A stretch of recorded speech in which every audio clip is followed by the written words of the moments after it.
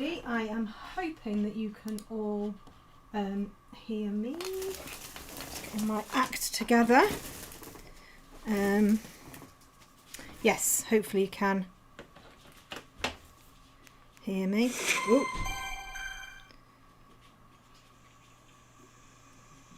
I'm hoping.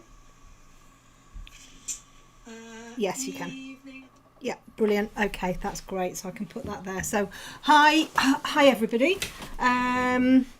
We are going to be looking at the alpaca ear today, which I'm quite excited about because it means that we can use the slice tool and everything on there as well. So I did mean to kind of come back into here and do a little bit more on there, but I just haven't had time, to be honest. I've been trying to get the cats done and edited and all of that type of stuff, so I've been crazily editing cat videos today.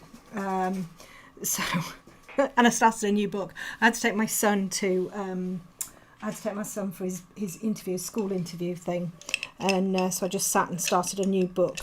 Right, okay, so I thought we'd have a start with the ear.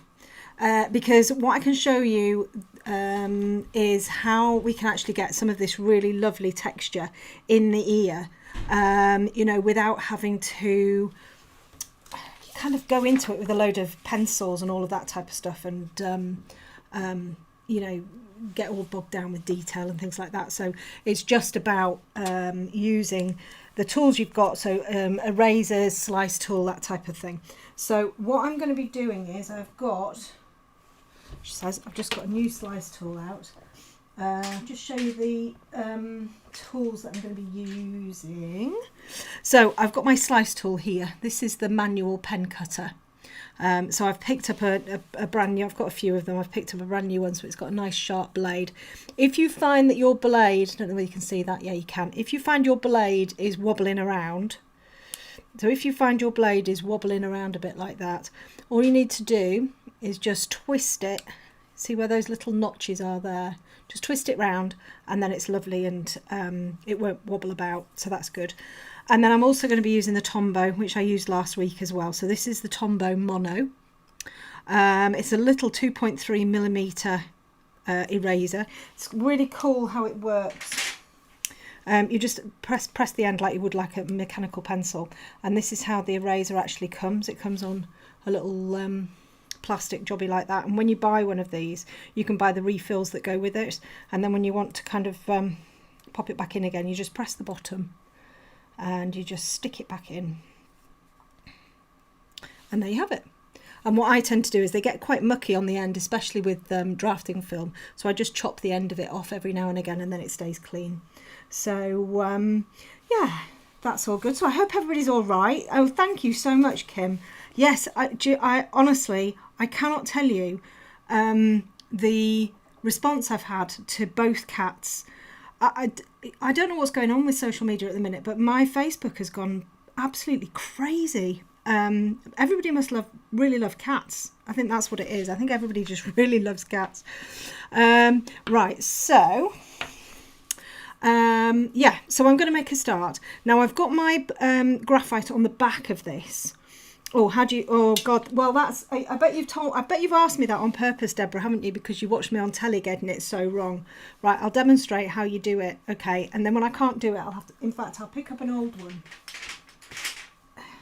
And then when it all goes wrong, you can't all laugh at me. Right, so this is an older one. So what you do is, oh, it's a bit dusty as well, actually. What you do is you move the little notches, and then you pull the top off like that, and then you slide the blade out like that, and you take it out, and it's double-ended. So then you flip it over, you put it back in. Oh, look at that. And then you slide it back in. Oh no, it's not worked. You've got to get it just right, and this is what I tried to do on TV, and it was a nightmare. And they kept on filming me going, and you just put it back in, and it just wouldn't go back in. It was a bit crazy, but anyway, you just put it back in there, then you slide it back, and then you take your the top bit, and you've got 2 little arrows. I think it's there. You do that, and then up it comes again.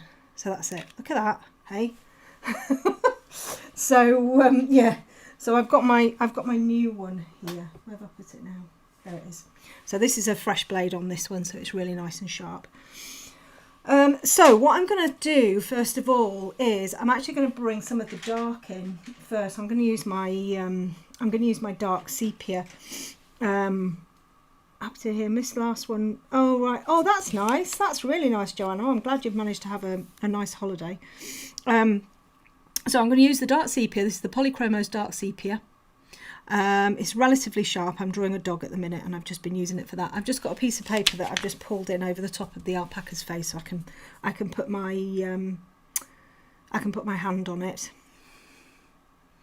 Right. So what I'm going to do is I'm actually going to pull in some of the darks in here, and if you've got something that's really textured and it's got a massive amount of, and then it's like, where do you start, and you can sit here forever and ever and ever, have a cup of tea and a biscuit. Where do you start? And I'm just going to start. I always think, where should I start? And then just start somewhere, and then at least you started. Yeah, I always think when or I try when I've been working on something that's got a huge amount of detail in it, a lot of the time it's quite a good idea to blur that image, to take it into Photoshop or whatever and just give it a bit of a blur, Gaussian blur, something like that. And I'm pretty sure I got that tip from Jason Morgan. It's really good because it fools your brain into, you know, not getting all bogged down with the details and everything. You know, and you can just kind of then concentrate on your tonal qualities and the colour, and then come back to your details afterwards. So it's with something like this isn't too crazily detailed, but some of them can be really crazily detailed. So I'm using really nice soft pressure here, and I'm just coming in and just working on the dark areas on the film, and knowing, so when I'm doing this, I know that I can take the colour out if I want to, and I can lay more colours in. I can change the shapes of stuff, no problem. So I'm doing this with that knowledge that, you know, if anything goes a little bit pear-shaped, then there's something I can do about it. So, you know, and I'm not being too worried about the texture of it either. I mean, I'm not going wildly wild with it, and, you know, so you can see like crazy hairlines and stuff. I'm trying to get as sort of softer texture as possible really in there.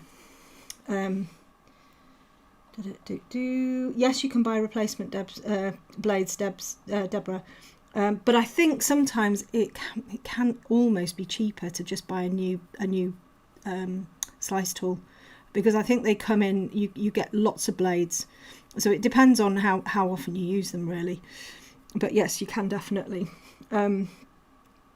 What breed of dog am I? Well, I think it's a German Shepherd, but I'm not sure. I think she's a German Shepherd crossbreed. And I had loads and loads of photos, and the one that we really wanted we discarded because it was so small.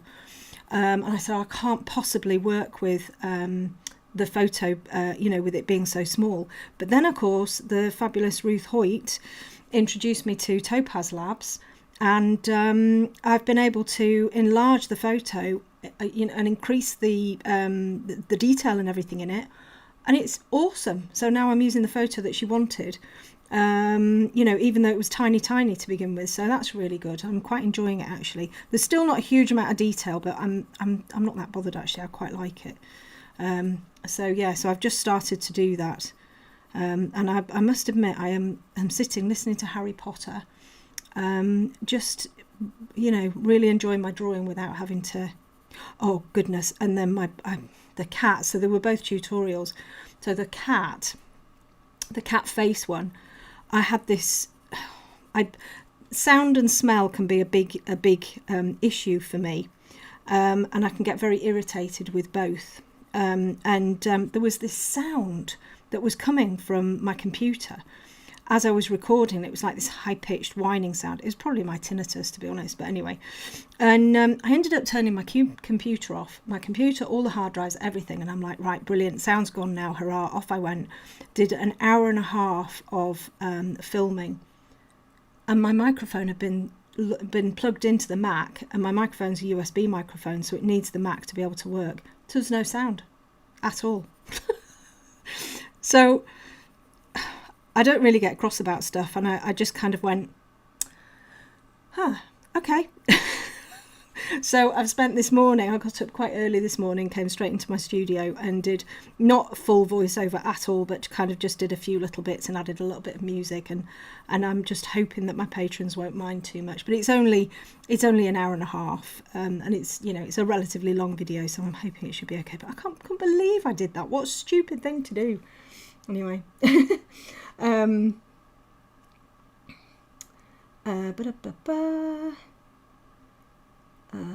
Sometimes I like to turn things upside down too to draw the initial. Yeah, exactly. It's definitely the brain issue.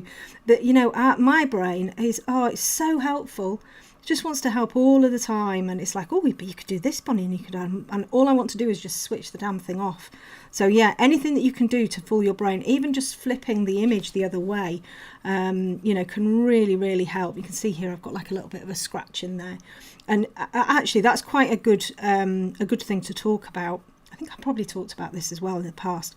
Inevitably, when whatever you're doing and drawing and all of that type of stuff, you are going to come across something that either has damaged the paper that you hadn't realised had damaged the paper, or I don't know, your dog comes and puts its claws on it or something like that, and as long as the piece isn't ruined, but if you've got like a little sort of mark on it, the best thing to do is just ignore it. Just completely ignore it as if it's not there. Don't get your knickers in a twist or anything like that. Just ignore it. And what will probably happen is, as you kind of layer through the piece, it will disappear, or you'll be able to incorporate it or something like that. So, you know, whenever you get something like this, a scratch or whatever, just don't worry too much about it. It's best just left. Right, so what have I got here? So I need a little bit coming down there. So I'm just going to bring my line drawing is just a little bit rubbish, really. I'm just going to put my airplane mode on. My line drawings are always rubbish, and I keep, every time I do a line drawing, I'm like, right, Bonnie, just sit here for an hour and draw it. And then after 3 minutes, I'm like, no, finish now. I think because I really do like to freehand, and I think that's probably why I don't. Oh, that's not a very good idea, is it? And I think that's probably why I don't do a lot of. It's because I've been working on the light fast paper, and it doesn't do that. I'll use that instead rather than my hand, my grubby hand. Right, so then what have we got? Let's just put a little bit more into there. Let's get a little bit of this shape, just using really light pressure. Dark sepia, Polychromos dark sepia, for anybody who's just sort of joined me. Replace the hard drive with this. Oh, Wilma, you wouldn't believe the amount of equipment I have attached to my Mac. I currently have a RAID drive, a 16 terabyte RAID drive attached with a Thunderbolt, and I use that for saving all of my video files. I'd say 10 minutes of video is around 4 gigabytes, I think. And you can imagine I've got about 40 hours of video each month, more than that. So I've got so many hard drives, it's unbelievable. External hard drives, I've got the RAID drive, we're looking at a server, it's bonkers. So my poor Mac is just kind of working overdrive. Right, so I'm just coming in there, maybe just pull this back a little bit.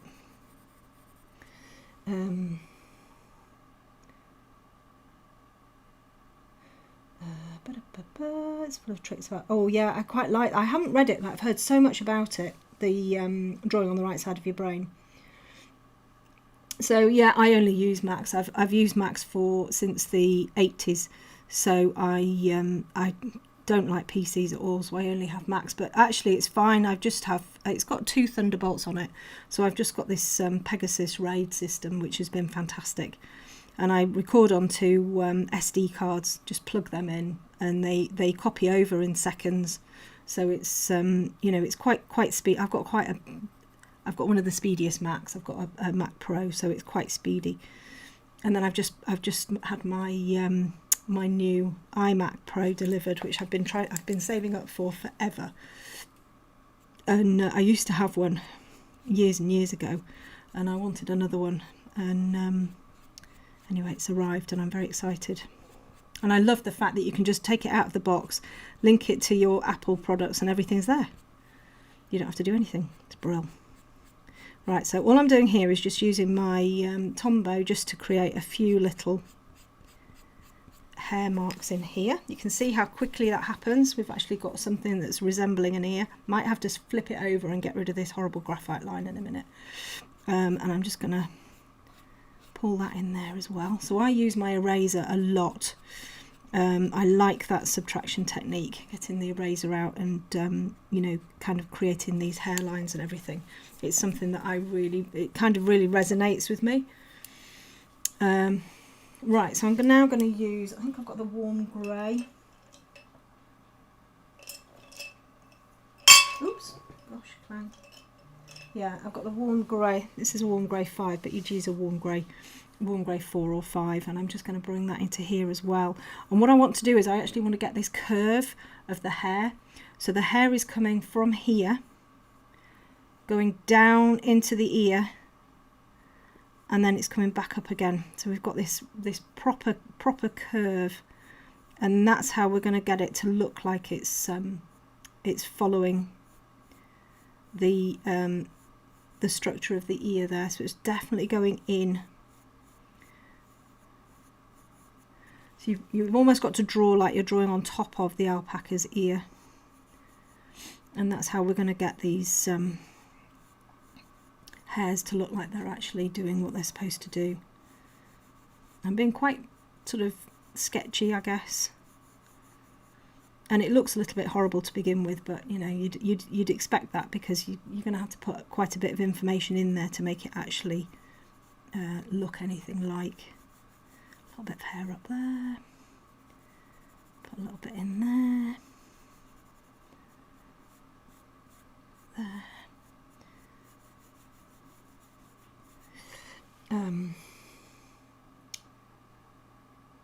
Hi Susan, hello from Central Ontario, Canada. Hello, hope you're all right. Yeah, so we've got a little bit of pigment in there now. We've got some sort of a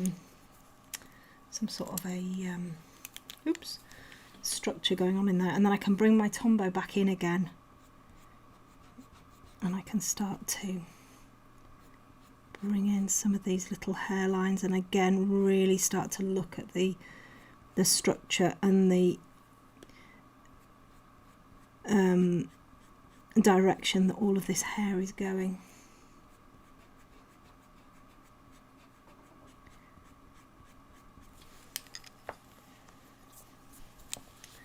And then we've got a little bit going up there.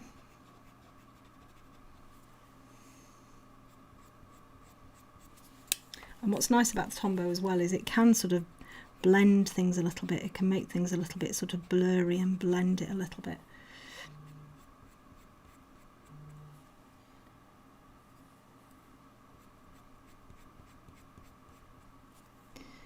So let's get this in here.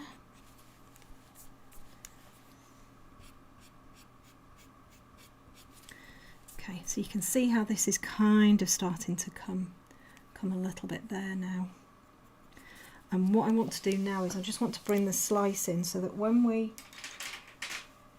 start to draw in over the top of it, we're actually going to get some of those nice hairs coming through. So I've got my slice, I'm going to hold it upside down, and then if you're right-handed, just slide it slightly to the right, left. If you're left-handed, do the other way, so you'll hold it in your left hand upside down, and then you'll slide it slightly to the right. And what you're aiming to do is you're aiming to use the back edge of the slice tool, you're not aiming to cut you're aiming to scrape. And what I'm going to do is I'm just going to start to bring in sort of like little slice lines in here. And it doesn't matter if they're a bit messy or, you know, anything like that. It doesn't matter. You might be able to see them, you might not. You'll probably be able to see them over the darker areas. But we're just going to put in just some little marks like that. Don't worry that you're going to go through the film, because you won't. And we're just wanting to create texture more than anything. And I'm going to come in here as well.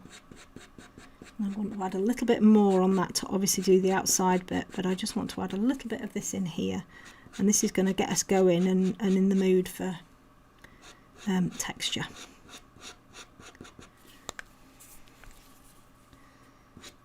And then what happens is we'll put our pencil in over the top of it, and it will start to, a little bit like when you're indenting, the pencil will start to kind of fall outside of those marks that you've made in the film. Put some around there as well. Okay, right, so I'm going to come back to the dark sepia.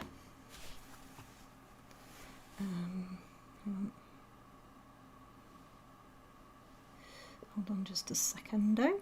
Just need to get this back again.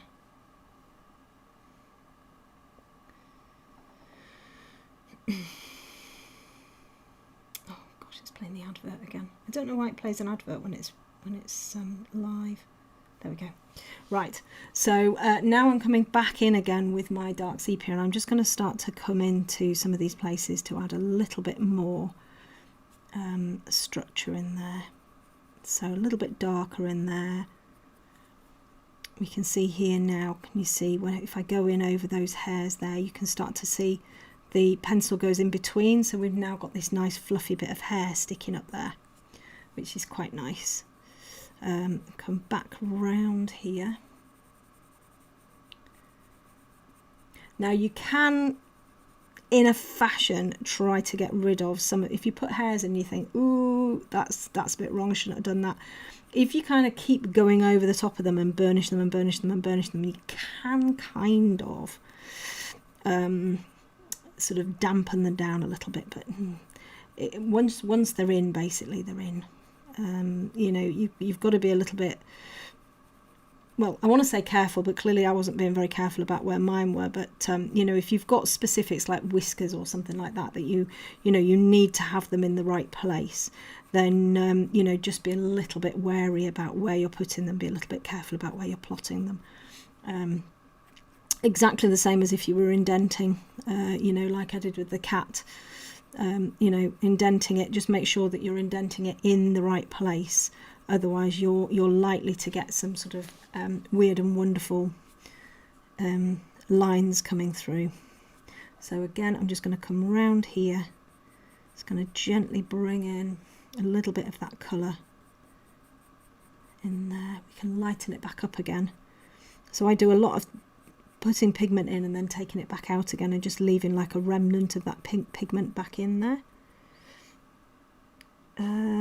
Jill, you can use the slice tool on most things. However, if you're going to be using it on a hot press paper, you don't want to be using it on the paper itself. You want to be using it on the pigment. So you need to be putting quite a few layers of pigment in for it to then have an effect, and it can rip the surface of the paper on certain ones. So the idea is to get enough layers of pencil down onto the surface of the hot press paper to then make sure that you're not actually touching the paper when you slice. With something like the film, you go sort of straight onto the film, really. You're wanting to make a mark on the film. It is like sort of like indenting and stuff like that. So with the film it's a little bit different, and it reacts really, really well to the slice tool. Pastel mat, again, it works really, really well with pastel mat as well, and you're not going to lift the surface of the paper off. Okay, so I'm just going to add a little bit more in here, and then we'll come back in again. And what I'll do is I combine the slice tool with the eraser, so you get the harshness of the slice tool and then you get the softness of the eraser. Okay, so just bringing that in there. And it's really good for things that have got, you know, really specific textures. Yeah, it is pricey. There isn't really an alternative, unfortunately, to pastel matte. There just isn't one. It's there's nothing like it. And in fact, we found out on Tuesday that there's nothing like it because we had the most fantastic guest on my art club, and he came and did he's a chemist, and he kind of looks at surfaces, and he did a whole big session for us about looking at papers and what papers were made of. And it turns out that pastel matte is completely different to anything else, how it's made, everything. So that sadly there isn't an alternative to pastel matte, but you could use some people like to use like a sanded paper, you know, because they like the light over the dark that you can get with the pastel matte. Some people like to use sort of like a pastel-y type paper. But if you're wanting pastel matte because you can do light over dark, the best thing you can do is to go with a more sanded paper. But it doesn't feel like pastel matte at all. You know, it's very, very, very different paper. So, you know, I mean, I've started to really like the hot press papers as well as pastel matte. You know, I'm quite liking those now, and I'm in love with the light fast paper. So I'm using that at the moment. You know, I just really, really like that as a paper. So it's kind of, I guess you just have to have a bit of a play around and see what sort of works for you, really. All right, so I'm going to come back in here, and then what I'm going to do is I'm just going to start to work on the outside of the ear. So we've got a little bit of fluffiness in there now. Just darken this off a little bit. Darken up here. So I'm only using dark sepia. I haven't used any black or anything. And what I would probably do is I'd probably flip this over and add black in on the back. In fact, I might do that now actually, and then I can get rid of some of those graphite lines as well. So if I'm just going to move that over slightly. Does this technique also work on pastel matte and other papers? So, Gina, if you were going to use this technique using the slice tool on a hot press paper, my suggestion would be you don't use this technique, you use the indenting technique. So you put your indents into the hot press paper first, then you go over the top of them. And actually you could do that with a film as well. You could go in with the knife first, put all of your marks in, and then go over the top, but it's easier to see where you're going when you've got the pigment down. But that's what I would do with a hot press. I would go with indenting rather than using the slice, and then use your slice to kind of bring out highlights and stuff like that. Have I tried it on? How do you mean, Alexandra? Have I tried what on light fast paper using the slice tool? I have. And again, you've just got to really, really use, you've got to get loads of layers down so that you can then slice off the pigment. Oops, just put that there and then you can see it, rather than slicing onto the page. Okay, just put those on there. So what I'm going to do is I'm just going to use my Tombow. Struggling with the Tombow and the pastel matte, it's not... Alison, I wouldn't use the Tombow specifically on pastel matte. I would be using your putty eraser, and I would be using a white pencil over the top of your darker colours. And if you're struggling to get white, I'd be looking at just isolating your whites completely. So don't go in with your you know, leave all your highlights out and work around them. So the Tombow, I don't think the Tombow works very well on pastel matte, but that's just me. Right, so what I'm going to do here is, I don't know whether I can flip this alpaca. I don't think I can I? Can I flip it? Are you going to let me flip it? No. No, it's not going to let me flip it. Oh, well, never mind. I'll just have to do it by eye. I find it very difficult when I flip something and I'm working on the other side. Right, so what I'm going to do here is I'm just going to bring in a little bit of the black on the back. So this is Polychromos black, and I'm just going to darken some of these areas here, not too much, and try and get it sort of like relatively. I don't want to go in where the white hairs are because I want them to stay, but I just want to bring in a little bit more texture and a little bit more darkness, and then you can kind of see you know, how it works working on the back of the film. The film that you need to be able to get this to work, the film that you need is the double matte, so it's the same texture both front and back. So I'm just going to bring a little bit of that in, not too much. We can fade down here a little bit. And the other lovely thing is that you can start to bring in colour as well. So you could bring in sort of like an underlying colour in there. You know, if you've gone maybe a little bit too pink or something, you might want to go a little bit greeny or yellow or whatever. You can kind of put that colour in on the back. And I'm just going to come in down here, put a little bit of that in there as well. Okay, so we've got some black in there. I won't put too much in because we're kind of working on it, but right, so now I'm going to flip that back over.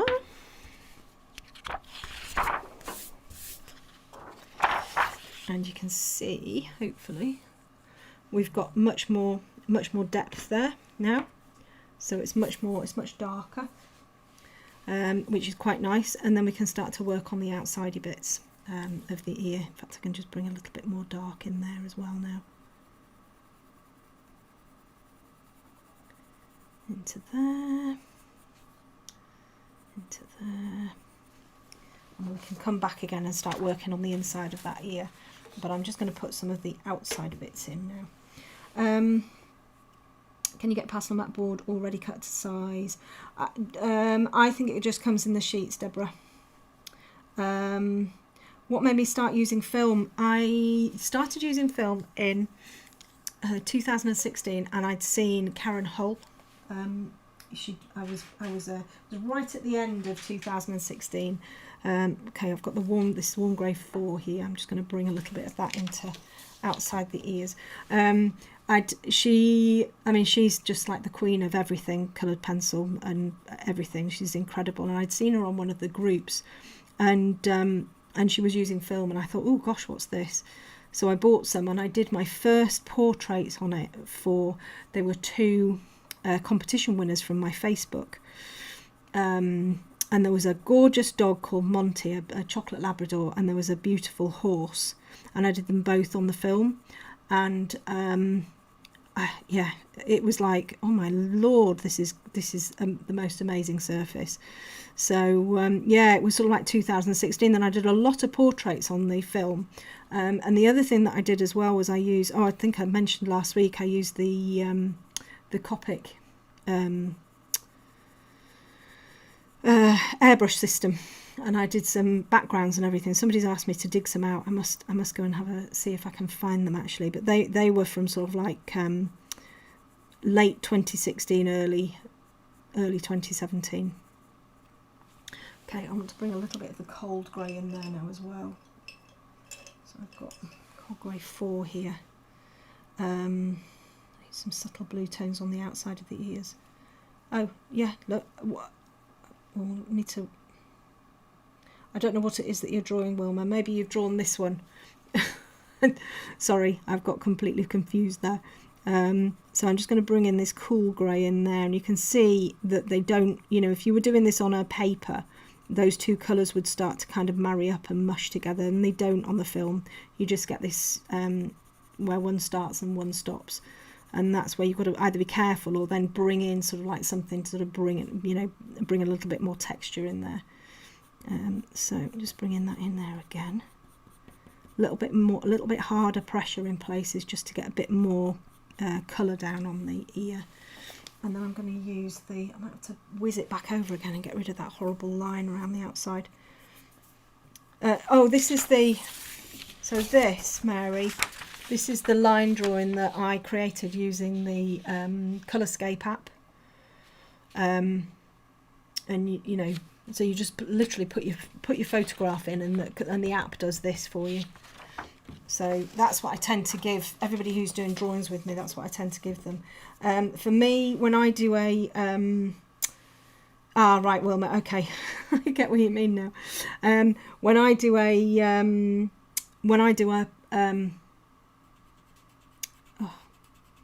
when I'm doing a line drawing of my own, I don't use line art.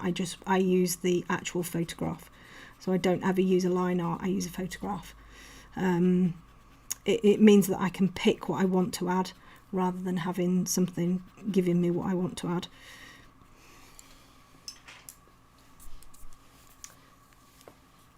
Okay, so I'm going to have to come in and take this whole thing out once I put a little bit more in. So I'm going to put a little bit more of the warm grey up onto the top here. So this is quite sort of speedy and being quite sketchy. Drafting film really does lead to the most fantastic details, and sometimes you really do have to sort of slow right down, which I've got a habit of, you know, kind of speeding ahead. I know I do, but just get some of those little wiggly bits of whatever in there, little bits of detail in there. Okay, and then we've got a little bit of orange on the top there as well. So I'm going to use the burnt ochre. This is the Polychromos burnt ochre here that I'm just going to pull a little bit of that in. Can't believe how sharp my pencils are these days with me. I haven't used pastel matte since I did the elephant, but I'm thinking this next month I want to do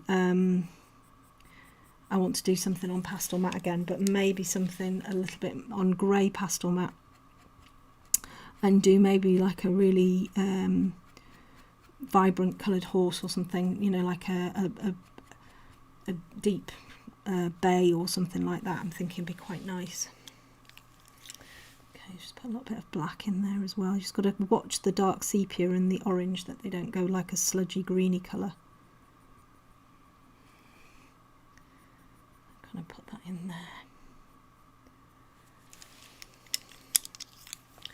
and then I'm just going to come in again with the Tombow in over the top of that.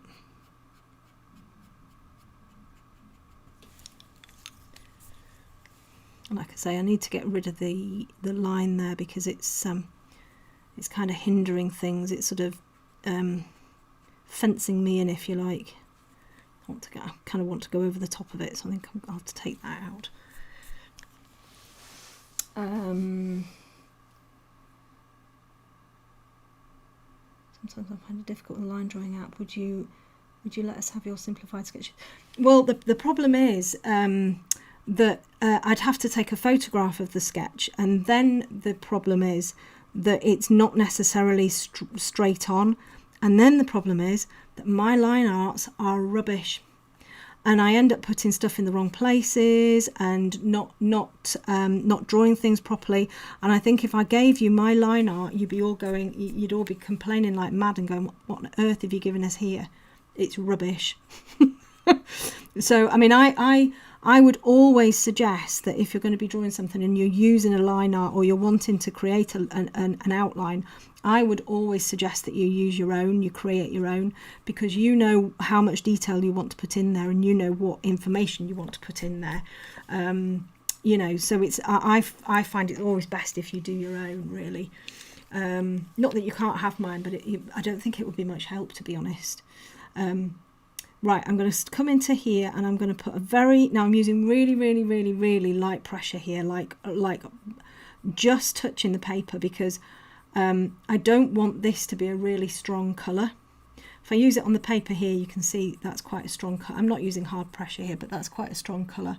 I don't want it to be as strong as that. I want the sort of the tone of it and that lovely orangey tint, but I do not want it like a really strong colour. So I'm using very light pressure just to kind of bring this colour in here, and then I can start to bring greys in over the top of it. I'll probably bring a little bit of buff titanium actually in there as well, and then once I kind of get up to the edge of the ear there, I'm going to flip it over and take those graphite lines out so that they're out of the way.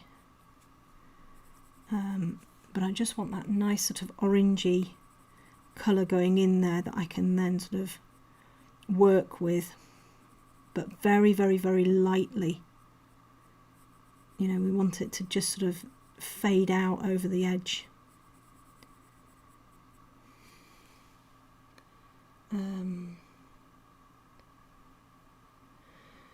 Fine curls. Well, the thing with curls is that it's you've got to sort of train your mind to not see them as curls. You've got to try and see them as shapes, and the shapes in between the curls, and kind of build them up gradually. You kind of just have to, it's almost like just building from the outside in, really. And I think we get so bogged down with it's curls, I need to draw curls, that we kind of forget that, you know, it's like sculpting. You've got to kind of create each one on its own little sort of its own little separate masterpiece, really. You know, they've got their own light source, they've got their own shading, they've got all of that sort of stuff, their own tones and everything, you know. And you've got to kind of, that's how you've sort of got to treat them, really. So just coming up in there. Right, I'm going to turn it over, get rid of that horrible line, and then what you'll see is as well, oh no, it's not going that sort of way. Right, I'm just going to get rid of this awful line.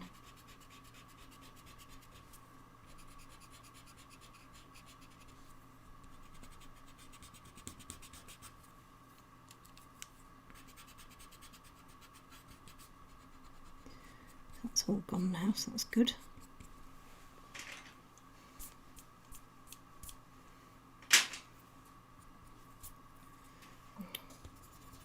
Some of that, the pigment ends up going on the end of the tombow, and you can make sort of like some mucky marks and everything with it. Right, okay, and then I'm going to switch that back over.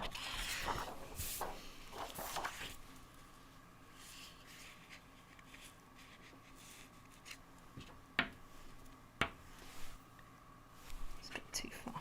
There we go. Right, in fact, I'm going to just move it over a little bit, and then I've got it in the right place. I can't believe how much your dogs sleep. Well, poor little Nellie's not allowed out for walks or anything at the moment because she's on. She's supposed to be on box rest. I'm using the Warm Grey 5 again here, because of her broken toe. But she went to the vets on, I can't remember which day it was now. She went to the vets, and they say that it is starting to heal. She was incredulous that it was starting to heal, because even though she's not been allowed outside and she can't go out for walks, she obviously goes out for wheeze and that, but she's been flying around. She's a nutter. And the vet said, no, it's definitely healing, so that's good. But they're all pretty good, actually. They all will just sort of snooze. They get good walks. And they go, the big dogs, all of them will go in the garden, but at the moment the big dogs are in the garden, and they will just fly around for ages, chasing each other and everything. So but they are pretty good, actually, at just sort of snoozing and what have you. But it's Nellie and Vinny, their time of night is about sort of 9-10 o'clock at night, and they start fighting and running around and bouncing off the furniture and all of that type of stuff. And it's just like, oh. And it's not so bad if I'm not recording, but if I'm recording, it's really annoying. Just flying around. And then, of course, when we go out, so I've been out today to take my son to school for his interview. We've locked the stair gate. We've put a thing on so they can't get up. Vinny's managed to get it open, and the two of them have been upstairs again, and again have shredded toilet rolls all over my bedroom. So they're little monkeys. And Slipper, of course, is a good girl. She doesn't do anything like that. So, yeah, no, they are good dogs. Do you think your career is a happy one?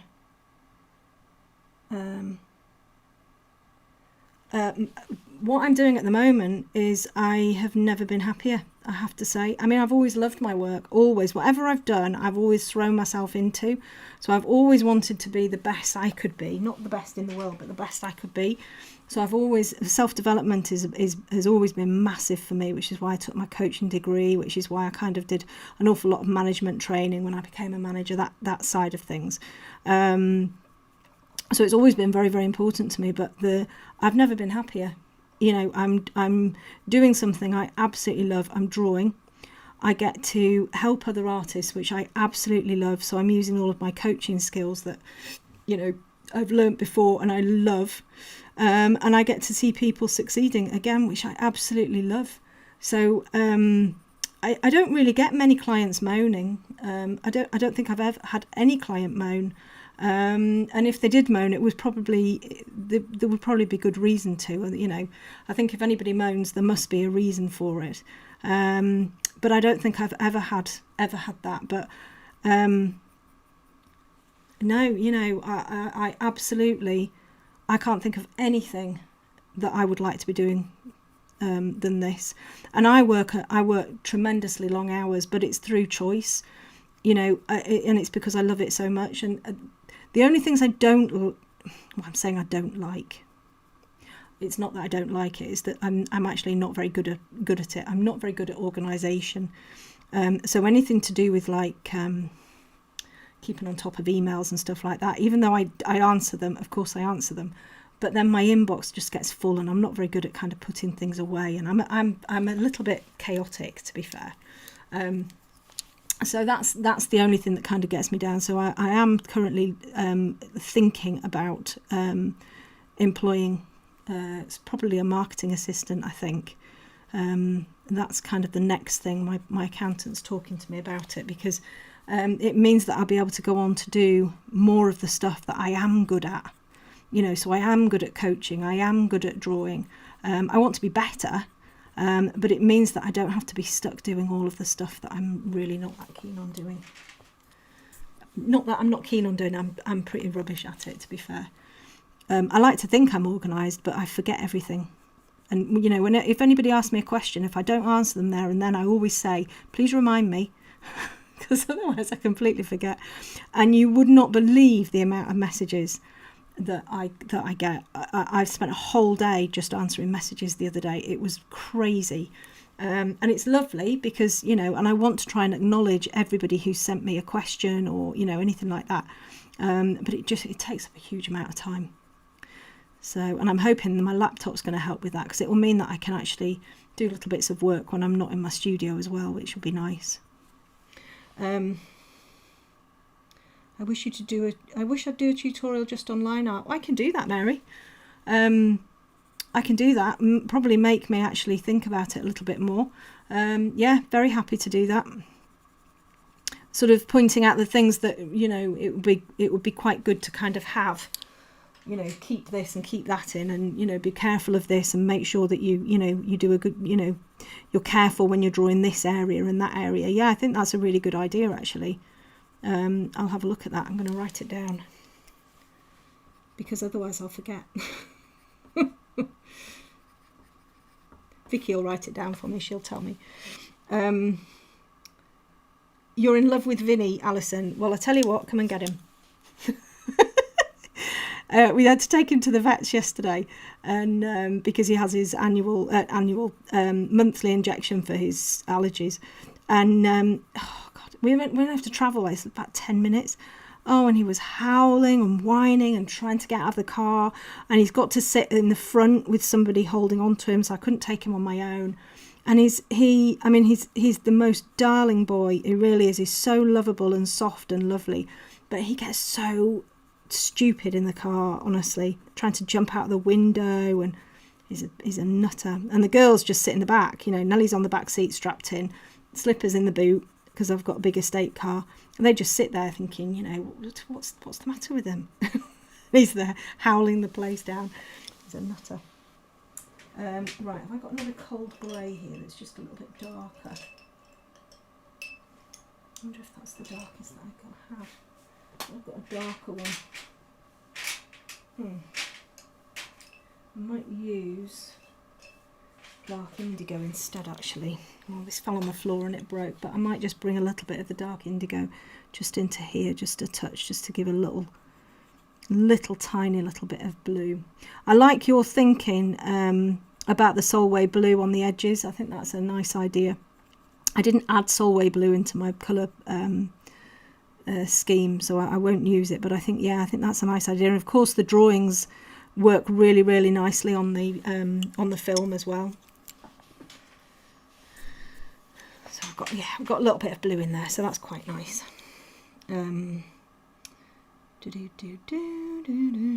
What's this? Bonnie, you're lucky. Inevitably, when I film, at least one of them is going to start barking.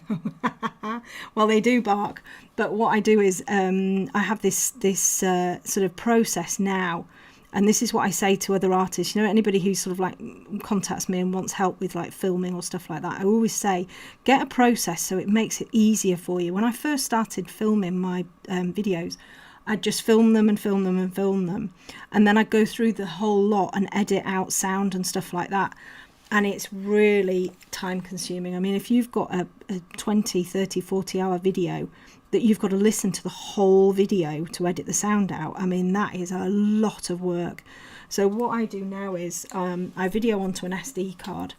Every time there's a sound that I don't think I particularly want, like me sneezing or coughing or somebody coming in the room or someone shouting or, you know, my 16-year-old swearing upstairs, then I'll stop my camera and then I'll start it again, so that I've got all of these little mini film clips, and then I pull all of those together in my editing software, and all I then need to do is edit the start and the end and do like sound checks in the middle, and then I don't have to listen to the whole amount of video. And that's been a real godsend for me, because, you know, I can actually edit videos relatively quickly now. I mean, they still take forever to upload, but you know, it's much easier to edit rather than having to go through the whole amount, listening to everything. It's which isn't fun. So I'm just going to come down here and just take out those little bits of blue down there, because we don't have these pokey out bits of hair down there. Just taking them out with my putty eraser.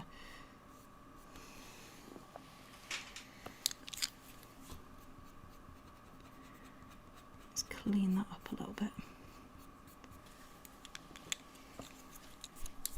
Okay. Bonnie, you are one of the artists a lot of us looked up to, but who are artists you look? Oh, Nicole, that's kind of you. Who do I look up to? So I have a huge amount of what have I got? A huge amount of. I can't think of the word. I look up to Karen Hull, Cynthia Knox. Let me think. Who are my favourite artists?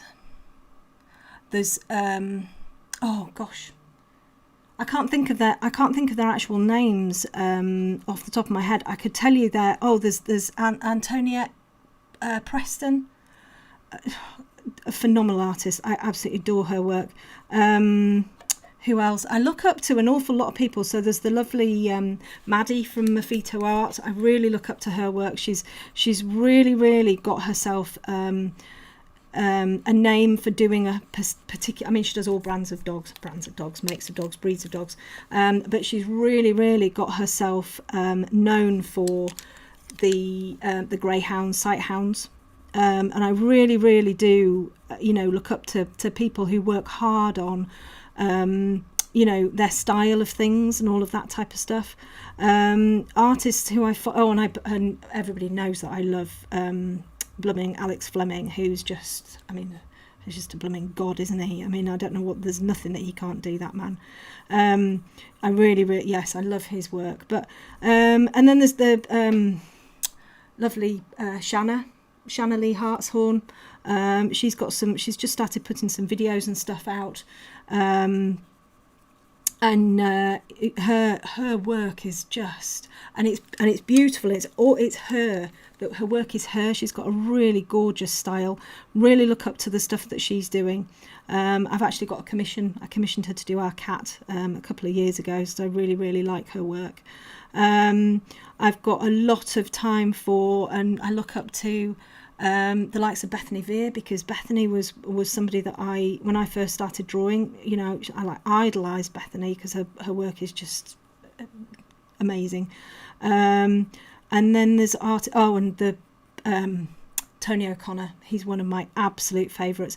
And you know what? A really lovely, down to earth man as well. I really like him. And every time he comments on any of my work, I get all sort of a bit fangirly, really. And that's not an attractive look for a 50-year-old woman, but I really do. I love him. Really love him.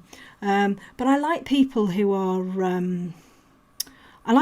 kind. You know, and I look up to artists who really sort of go out of their way to help other artists as well, you know. So yeah, I mean, I don't follow that many people there are certain people who I really do look out for their work, and I really, really like what they do.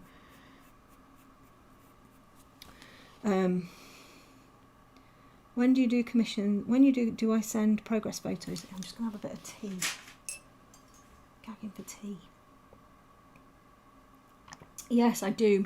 I send progress photos if they want them. Sometimes they say they don't want to see it and they want it to be a surprise, and that's fine. And then I have to make sure I don't put them up on social media and ruin the surprise for them. But yeah, I tend to send progress shots, and they tend to follow me on social media as well. I always ask if I can share on social media, and a lot of people are the majority of people are really, really happy to do that. Unless, of course, it's for a surprise birthday, and then they don't want me to. So, but yes, I do. I like to share, progress shots. My nephew Murphy's dad is moving to a house in the country and is talking about getting one. I see. I've now lost. I'm thinking. Oh no, we're talking about. I'm thinking who's going to buy an alpaca, Alison. But now I've gone back a little bit, and I understand that you're going to buy a Vinny dog. Although, to be honest, an alpaca, they're probably the same. A little bit more woolly.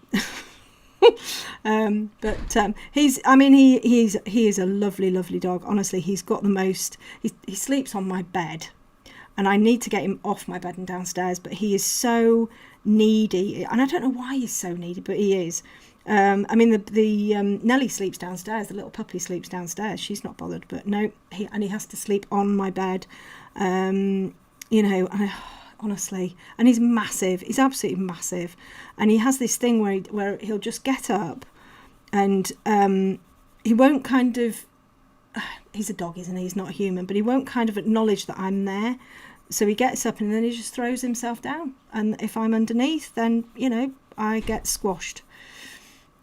So, he's such a funny boy, he really is. But he and Nellie get on like a house on fire. I mean, they love each other. It's so nice to see. Slipper gets a bit cross with them, but they absolutely love each other. They really do. Let's have a look now. Have you chosen a name for the cat? Oh, so the sitting cat, I have called the Lookout, which I really liked. I can't remember who suggested that, but I really like that name, so I've called her the Lookout. And the other one is just Catface. Yeah, just Catface for that one. What I've done is I've actually had some, I'll show you next week, they're coming on Monday. I've had some prints done of them, but I've just had a few done. I've had 5 done of each, just to look at the quality, because it's a printers I've not used before. So as soon as I can see the quality, and I think that the quality is up to scratch, then I'm going to start having those available for prints. And then of course both of them are the originals are available as well, if anybody wanted those. But I'm a big cat lover, because I've got a cat. I've got the lovely Peggy, but I haven't had the same sort of love of drawing cats as I have for drawing sort of like the horses and the dogs. But I tell you what, honestly, after drawing those 2 this last week, and I did 2 in a week, I can't believe I did 2 in a week. Anyway, after drawing those 2, I just want to draw more cats. They're just so lovely to draw. I've loved drawing them, and the tabbies and everything, and yeah. So I think probably more cats on the horizon. Well, there's definitely one cat on the horizon, which is going to be a little surprise, I think. Yeah, I really, really enjoyed doing those. But I don't know what the other one's called. It's just Catface.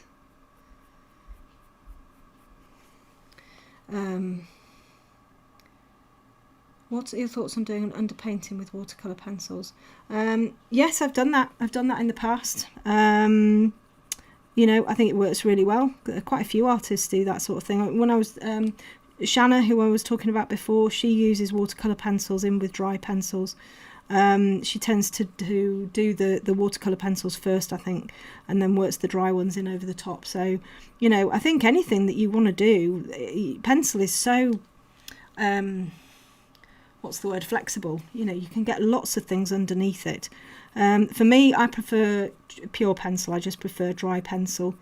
You know, I can get what I want to get just from doing that, and you know, that's what I'm happy with. I've experimented with other things. I've got some tutorials with the neo colour and the neo pastel and stuff like that underneath as well, which was quite nice.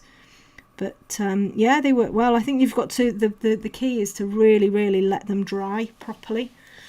You know, if you don't let them dry, that can be a bit of an issue. So you've got to really let them dry, you know, like 12 hours, 24 hours, let them dry. And that's kind of what was a turning point for me. You know, apart from me really liking just the pure pencils, the turning point was, you know, is it quicker? Because I'm going to have to do exactly the same over the top of them as I would if I wasn't using them. So, and I've got to let it dry for 12 hours. So, you know, I can't remember when I stopped using them. I used them for a couple of months and then stopped in 27, I think. But yeah, it's a good process, you know. And the concept is relatively simple as well. You know. Paul Hinks, Vinny, yes, Vinny. I don't think there are many artists that give as much time, assistance, support as you do. Oh, that's kind of you, Deborah. Well, but I don't know. I like the company, I have to say. I do like the company, and I love to draw. And you know, I think that's why I was sort of relatively successful as a coach as well. I just really like people, and I like to help people. You know, I actually do quite a lot of stuff for free as well. You know, I'm always, every day I have some sort of a Zoom call or something with somebody, whether it's paid or not paid or whatever. You know, it's just something that I really like to do. I think for me, I think it makes me feel better to give stuff away. You know, it makes me feel, I always feel I don't feel right selling stuff. It doesn't sit very well with me, but obviously I have to, because I've got my little family and everything, and you know, obviously I need to make a living. So I think doing stuff for free is something that just really helps. Kind of, I don't know. Yeah, it just really helps me as a person. Makes me feel that I'm doing the right thing, if you see what I mean. I don't do it on purpose. It's just something that I personally, my value sets, I just have to do it to make me feel okay. You know, and I just like to help people, really.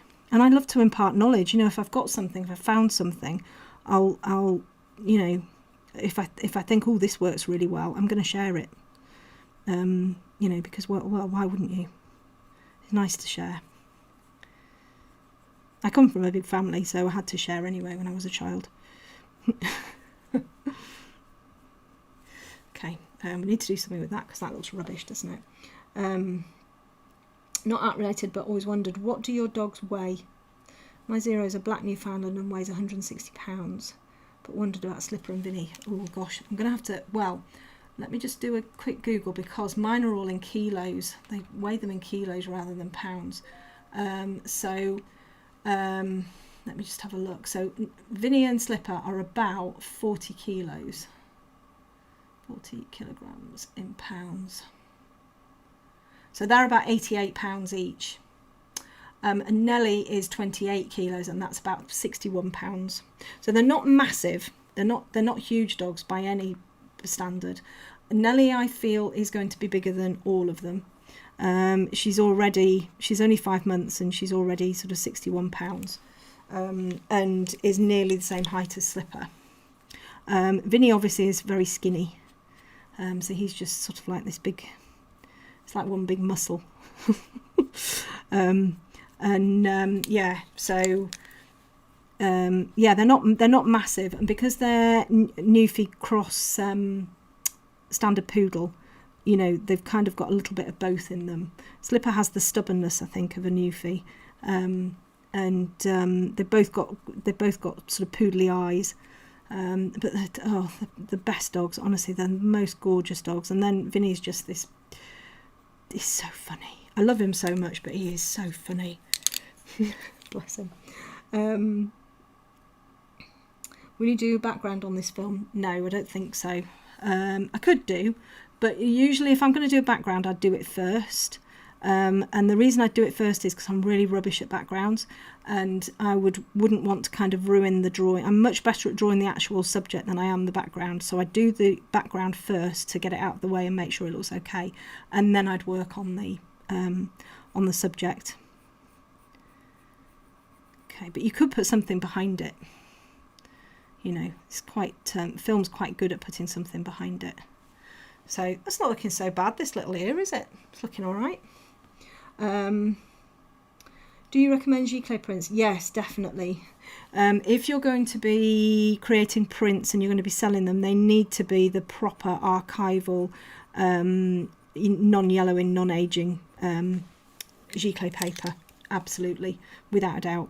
You know, yeah. And then you're going to get the nice colours and everything in there as well. How do you scan the drafting film portraits? Do you have to put paper behind it? Yes. So all you do, so I've got paper behind this one. So I've got white paper behind there, and you just do exactly the same thing. They actually scan really well. They scan really, really well. You know, because you don't get any of the tooth coming through like you do with paper, because there's no tooth on the surface. It's just whatever coating it is. Oh, thank you, Sherry. That's kind of you. Did a triple portrait for a work colleague. It felt totally wrong taking money off her. I know.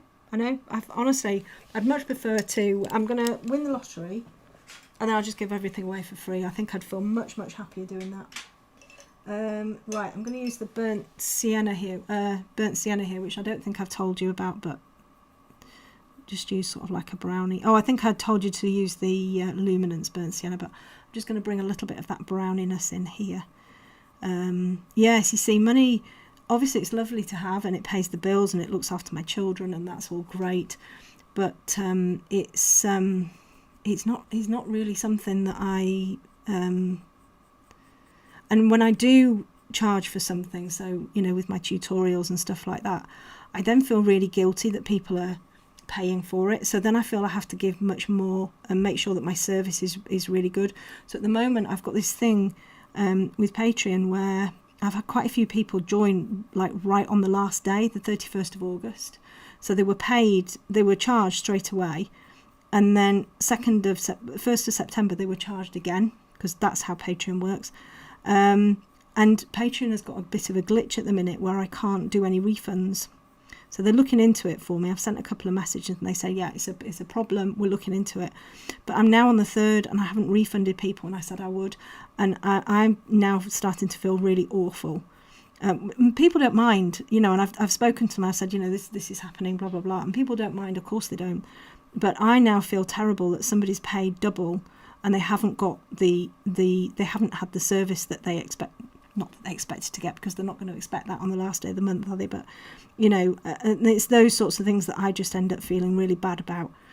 And then I say, well, I'll give them loads more, and then I end up spending all night trying to think of stuff to give people.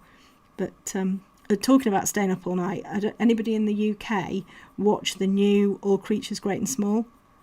Oh my goodness! When did it come out? I think it was Wednesday. No, it wasn't. It was Tuesday. Anyway, I think it was Tuesday on Channel 5. And they have done a rework of the old All Creatures Great and Small. And I watched it at midnight. As I remembered it was on, I was like, oh, I'm going to watch this. Oh my goodness, it's absolutely fantastic. It's just amazing. Absolutely amazing. So if anybody's in the UK and you haven't watched it and you like the old one, you know, and when it starts, it just kind of starts, and you've got the tune and everything. It's not the All Creatures Great and Small tune. There's like another tune, and you watch it, and it's all really lovely. And then at the end, I got all tearful, sat here on my own watching it. They played the old All Creatures Great and Small music, and oh god, it was just fantastic. Honestly, I loved that programme when it was on. So it looks to be a really, really good series and very, very well done. And of course, it's Yorkshire, you know, which is where I am. Yeah, such a good series, I think. So if you haven't watched it, watch it. That's my recommendation for this week. Right, let's have a look. Trying to teach your under fives how to share. Yeah. Have you finalised your colour? Deborah. I know. Well, we shall see. We shall see. We shall see. All will be revealed in time. So, yes. I wanted to do an advent calendar, but that's not going to work. Well, it will work, but I don't have enough time. So that I've given that idea away to another artist. Look, someone else can do that now. Yeah.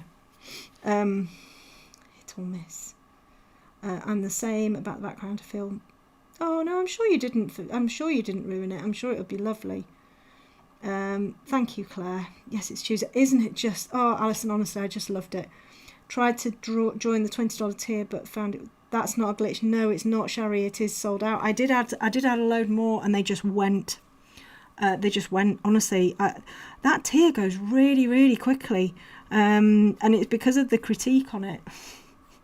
And honestly, I'm so, again, it's me kind of wanting to give people stuff. I sit there for hours and hours critiquing people's work, on that tier, because I want to make sure that everybody gets what they want. So, but I do like it. And then, of course, we have Art Club as well, which I think is, it's really nice, actually. And I get to know people as well, which is lovely, That's one of the nicest things I think about lockdown that's happened to me, is that I've started to actually work face to face with people rather than kind of, just over Facebook or over YouTube. I'm actually working on Zoom and face to face, and it's really lovely. Oops, what's that? They did do a good job, didn't they, Joni? They really did. Hi, Carol. Hi from India. US. Watched a few. Oh, Indiana, not India, sorry. Watched a few videos now, but first time posting, not a beginner, but put it aside while raising children. Oh, right, okay. Right, okay. Are you back at it, Carol? Karen's here from Thirsk. Hi, Karen. Just up the road from me. I'm so glad they didn't change the fit. No, they didn't, Alison, did they? It was really, really lovely. Really lovely. Patsy, honestly, if you can get to see this new remake, I know you're in the States, but if you can get to see the remake, it's just lovely. And they've got what's his name? Thingy West's son, and he's just as Siegfried Farnan, and he's just brilliant. Honestly, I can't wait till Tuesday. And I'm not currently watching much telly. I've just started a new book. But it was so nice. So nice. Right, so coming in here. Nicole, Art Club is on the $20 tier on Patreon, and it's every Tuesday, either 10 o'clock, 2 o'clock or 7 o'clock in the afternoon. It kind of changes each week so that the different time zones can come in. We have a different theme every week. So I have a guest speaker every month. I don't know how many months it's been going on, to be honest, but I have a guest speaker every month. So we've had the lovely Emma from the Coloured Pencil Shop. She's been a guest speaker. We had my framers. They were the first guest speaker. We've had who else have we had? We had Ruth Hoyt, the photographer. So she was a guest speaker. We had Miles on Tuesday this last week, and he was talking to us about what's he talking to us about? The paper surfaces. That was honestly such a good session.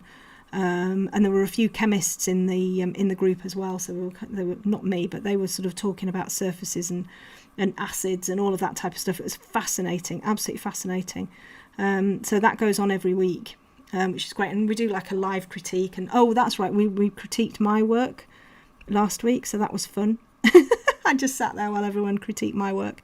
But it's just, the thing is, on my Patreon, it's not just artists wanting to draw, it's artists who want to kind of delve a little bit deeper and start making a living from all sorts of different things. And some of them want to teach, so teaching them or giving my knowledge away of what I do is going to help others to kind of set up their own teaching. If they want to do Patreon or anything like that, I can kind of help them with stuff that I've found out. So, you know, it's been quite useful, really. It's quite nice on a Tuesday. Let's have a look. You needed the $20. Oh, you need the $20 here. Oh, sorry, Hannah. Yeah, it is. It's good. It is good. Siegfried. Wasn't he? I just think he's brilliant. I just think he's brilliant. Yeah, his famous mum. He looks like his dad as well. Ruth is fantastic. Join late. Oh, hi Pearl. Oh, hi Pearl. Hi Pearl, darling. How are you? I feel I haven't spoken to you in ages. I hope you're all okay. Praying for the free spots and jumped immediately when they were. Oh, that's good, Jenna. Can you backdraft in film with any paper when framing? You can, as long as it's acid free. White Tree Studio. My eyes were burning. Ears were burning earlier. Oh, right. Okay. And hello, Shiny. Hi, everybody. Oh gosh, we're at quarter past 8. Blimey. So I think this is all right, actually. I think it looks okay. I'm quite happy. I've kind of been nattering away and just sort of doing a little bit here and a little bit there, and not really telling you what I'm doing, just sort of, you know, getting the colour bashed in. But you can see how, you know, once you've got kind of loads of little layers and stuff in there, this bit down here is not working very well. But, you know, once you've got loads of layers and everything in there, I'm just going to bring some warm grey in, I think, down here, just to see if I can just smooth. Oh, no, I'll tell you what I'm going to use. I'm going to use some of the buff titanium, I think. Oh, it's Tony! Of course it is. Your ears were burning, Tony, because, well, I'm your biggest fan. Yeah. So, I've gone all pink now. I'm that 50-year-old sort of fangirl woman now, which is really not appropriate. But yes, I've gone all pink now. So I'm using the this is the buff titanium, the Luminance. The Luminance is actually a really good. If you're going to do any blending on drafting film, go with the Luminance, because even though drafting film doesn't really blend, the Luminance will kind of help it because it's waxy, it's soft, and it will kind of pull everything. You can see there, that's gone a lot better down there now. So it's a lot better. Hi, Joanna. But I put a little post up that I was going to be adding some spots. The problem is when I add any spots, they literally just go, which is brilliant. But yeah, and I want to add more, but I can't cope with all of the critiques. That's the problem. You know, I can't cope with having hundreds and hundreds of critiques, because I like to give at least sort of 4 or 5 minutes if I can, you know, and give you something that's useful rather than sort of speed through. And I feel I'd have to speed through if I took too many on. So I'm just using the buff titanium again in here. It's a little bit spiky down here, but it's okay. Probably need to just soften this out, get the Tombow out again, and just get rid of the black on the end of it. And then, so I don't know whether anybody wants to have a look at the cat, the second cat that I did. I can show you that quickly before we finish. Let me know if you want to have a quick look at that, and I can kind of try to sort of show you what I was doing.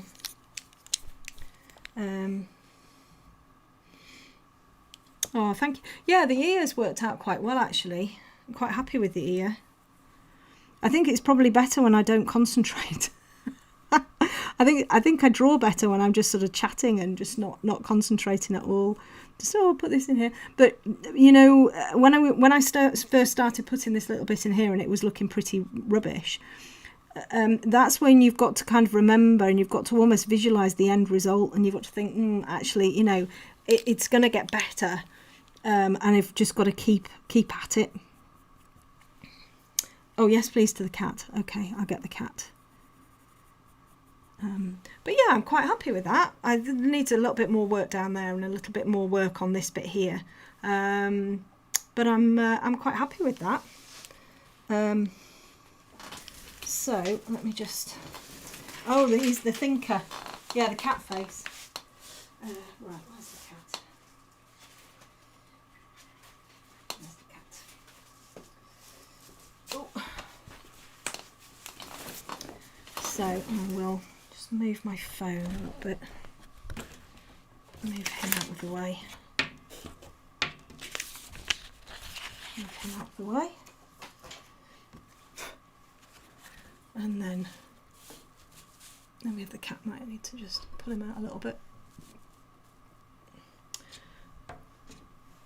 Just make sure he's oh gosh, make sure he's focused. Yes, focused. That's all right. Yeah. So this is the cat, and I'll just show you the tools that I used. So we were talking about them last week actually on the other cat, but on this one, oh, thank you so much, Joe Beth. That's kind of me, practicing Great Pyrenees dogs. So next time I tune in, Alpaca pencil. Looking forward to watching it. Oh yes, that would be good, wouldn't it? Oil painting classes. Well, I need to learn how to use oils. I'd love to learn how to use oils, and I'm terrified of paintbrushes. But if I can wield these blooming wooden things, then maybe I can wield a paintbrush. I don't know. Anyway, so this is one of the clay making tools that I got from. It was a little kit. I think I showed these last week. These are part of them as well, just from Amazon. I didn't use these ones. So I used this one for the whiskers. So instead of, this is the embossing tool that I've got, and it's a 0.5mm end, but it's really, really sharp.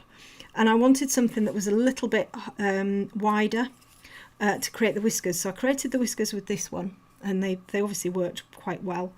And then I used this one and this one. And this is more like a wooden paper stump, really. It is quite soft. And I use this one to create all of these hairs in here, and then I also use this one to create some of the hairs in the cat's fur as well, and down in the chin area. So it worked really, really well, actually. I have to say, I was terrified of using it because it is not something I've used before, and I just thought, you know what, I'm just going to go for it. And I am absolutely rubbish. I haven't got the piece of paper with it on, but I'm rubbish at doing test things. So I'm rubbish at doing, I'll have a test to see if it works, because it just never works. I'm always better to jump in when I'm working on something and actually do something with it, like a commission or something like that. Probably practicing stuff on commissions, but I'm much better that I've got to actually make it work, because otherwise it's just, it just looks terrible. So these ears, I was really, really happy with the ears. The whole cat, actually, really happy with it. It's a piece from, it's just a picture from Pixabay. What I tend to do with my patrons each month is I'll just kind of collate a load of pictures, put them on Patreon, and say, you choose what you'd like to do. And they chose this one and the other one.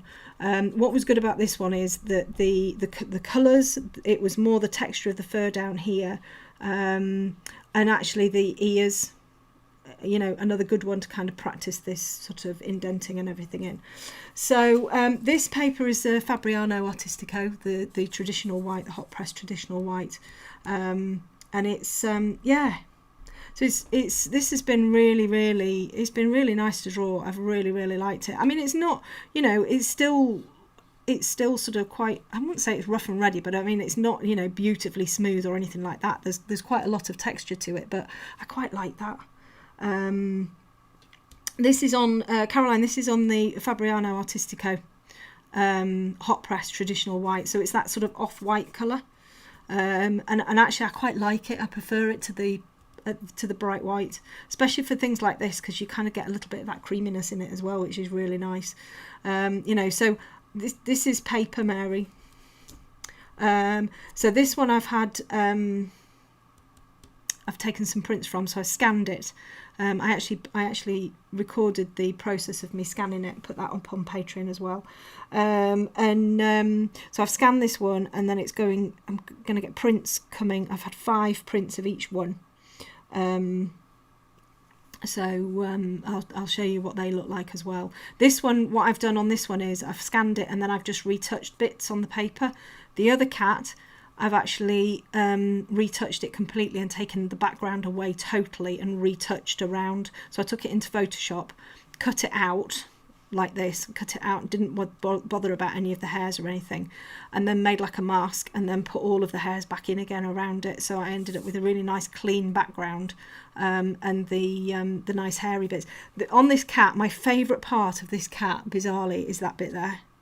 Just that little bit there. If you watch any of my critiques, I always fall in love with one tiny bit, and I said I'd just like to frame that inch, and that is my favourite part of this cat. That little bit of fluffy hair there, I love it. So a bit weird. Will this be available to? It will, Louise. Yes, yeah. It'll be up on YouTube for you to watch again. What tool did you say you're using? It looks like a wooden pen. Yeah. So it's this one, Kerry. It's part of a clay making toolkit on Amazon. It was about £5, and it's these. They come with these as well, which I haven't used. Don't think I will use. Might do something with that. And they've just got these little pointy ends, so they give you a nicer, softer feel, really. I think I've got a piece of paper I can do it. I haven't. Oh, maybe no, I haven't. Yeah, they just give you a bit of a nicer, softer feel. And then I've got this one for the tiny weeny little hairs. This is the Pergamano embossing tool, this one. It's 0.5. And that, again, that's from Amazon. And then I've got these ones as well, actually. Where's that one? Oops. Just be careful about my alpaca doesn't go flying. I've got this one as well, which is like a nail embossing tool. But I quite like the wooden ones because they're a bit softer. So yeah, so that's my little cat. So I'll bring my alpaca back, and then we'll say, let's bring him back again. I was on the wrong side now. Oops. I want to clean him up a little bit. But that's worked quite nicely, hasn't it? That little ear. Need to do a bit of erasing and hairs and stuff taken out. But so what I can do now is I can go back in again and just go in on the back if I want to and just darken little bits. I can actually bring in maybe a little bit of colour.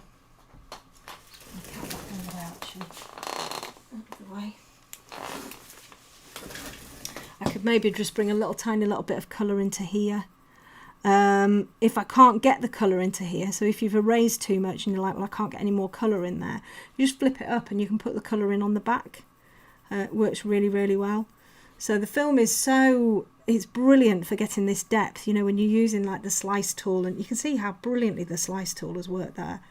You know, so if you haven't got a slice tool, they do sell them. Emma at the colour pencil shop, she sells them. You can get them from Jackson's, you can get them from SAA.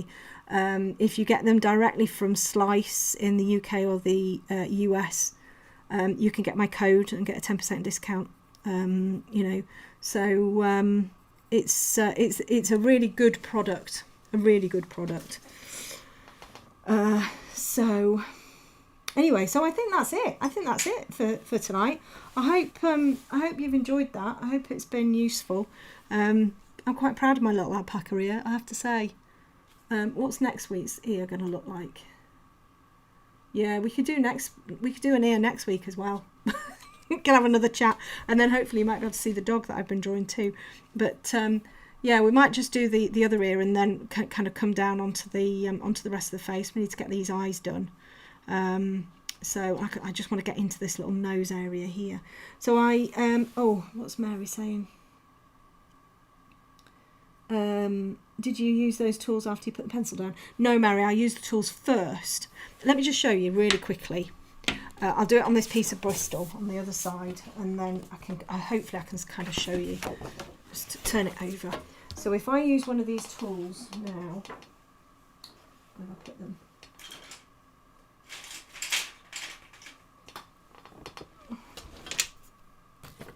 I'll put them down somewhere, I can't find them now. Over there. Right. So if I use this tool here, and I just come in and I want to do some whiskers. So I'm just going to do, don't know whether you can see that. You might be able to see that, might not. Not sure how well it's going to work on the Bristol. And then what I do is I come in, just a bit grey, I think. And then I just draw kind of over the top of them, and hopefully you should be able to see. Obviously I'm not just going to do this on a drawing, but you can see there how the try to get a little bit darker on this Bristol. You can see there how the whiskers then stick out, hopefully. And then what I did was, when I was doing the fur, I was, especially around the chin area, I was kind of putting almost drawing the fur in like that, and then I kind of come over very slightly, so you start to see all of those little fur lines. It's almost like magic ink. And then I can go back in and I can start to go a little bit darker here, a little bit darker there, put a little bit of colour in there, a little bit of colour in here, and just kind of work away at it. Now, what we've kind of done with the drafting film is we've done the opposite of that. We've put the pigment in first, taken it away, indented the film with the knife, and then gone back in again with the pencils and been able to kind of get this, you know, sort of the texture and everything gone in there. So this is Bristol though, so Bristol's really, really smooth, and that's kind of how I've done it. So I hope that's helped. How do I decide which part you start on? Eyes. Always start with the eyes. I haven't on this one because we were doing the curly fur, but I always start with the eyes. Yeah, so brilliant. Thanks so much, everybody. I'll bring the little alpaca back, and then at least we finish on an alpaca note. Yes, thank you so much for joining me again. Have a lovely week, and I'll see you next Thursday for more ears. Hurrah! So exciting. Okay, see you later. Bye.